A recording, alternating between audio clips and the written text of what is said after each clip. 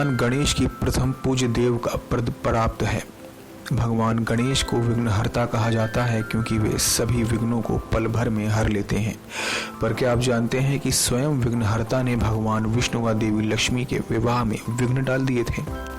शास्त्रों में वर्णन है कि भगवान गणेश के पधारने के बाद ही विष्णु और मां लक्ष्मी का विवाह संपन्न हुआ था।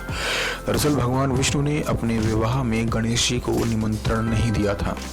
ऐसे में गणेश जी नाराज हो गए और उनके विवाह में विघ्न डाल दिया। अगली स्लाइड में पढ़ें कि पूरी कहानी क्या थी। भगवान विष्णु और लक्ष्मी जी के विवाह की तैयारियां चल रही थी। विवाह में सभी देवता शामिल हुए, लेकिन गणेश जी को नहीं बुलाया गया। जब गणेश जी ने नहीं दिखे तो सभी देवताओं ने उनसे गणेश जी के नहीं आने की वजह पूछी और भगवान विष्णु ने बताया कि उन्होंने भगवान शिव को ही आमंत्रित किया है। गणेश जी को अलग से निमंत्रण नहीं दिया गया। देवताओं ने भगवान विष्णु को सुझाव दिया कि वह गणेश जी को विवाह में बुला लें और द्वारपाल की जिम्मेदारी सौंप दें।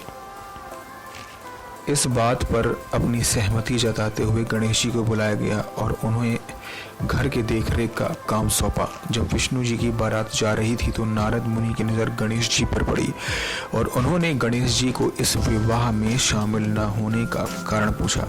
इस पर गणेश जी ने नाराज होकर नारद को बताया कि भगवान विष्णु ने उनका अपमान किया है। नारद जी ने गणेश जी को सुझाव दिया कि वह भगवान विष्णु की शादी में विघ्न डालने के लिए अपनी मूषक सेना भेजें ताकि उन्हें सम्मान पूर्वक विवाह में बुलाया जाए। इस पर गणेश जी ने अपनी मूषक सेना भेज दी और सारे चूहों ने मिलकर जमीन खोद दी और बारात में रुकावट आ गई।